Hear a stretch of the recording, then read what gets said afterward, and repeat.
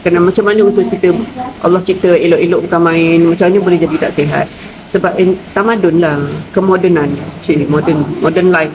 Kan asal jumpa, asal kenyang. Apa-apa yang you jumpa, mi goreng ke, burger ke, pergi ke, ramen ke, pergi makan kat ala carte dekat kedai pun tengok-tengok lah ambil sardin lah pula kan. Sayur dah lonyai, buah memang tak ada. Lepas tu kalau kat kedai kita tak tahu berapa kali dah dia pakai minyak tu.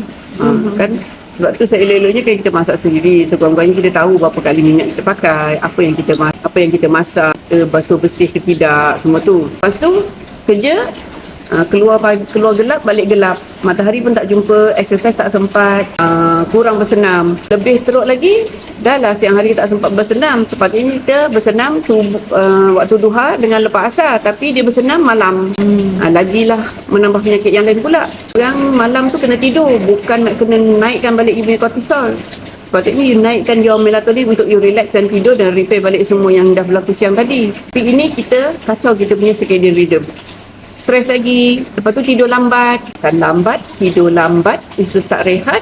Belum lagi persekitaran punya pollution. Kita duduk kat bandar kan, kita tak duduk dekat kampung yang original yang banyak pokok tu. Lepas tu ada yang isap rokok lagi. Tak isap rokok, isap vape, serupa je ataupun lebih teruk daripada tu. Lepas tu, bila dah macam tu, immune system you tu kan tak sihat. Kejap-kejap orang sesama, kita sesama.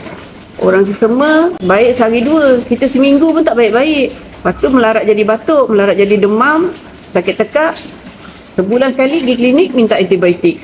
Makan ubat. Banyak-banyak ubat, banyak-banyak antibiotik berulang-ulang kali, itu menambahkan mati kita punya mikrobiom kat usus. So tak ada bodyguard dekat usus kita. Itulah usus jadi tak sihat.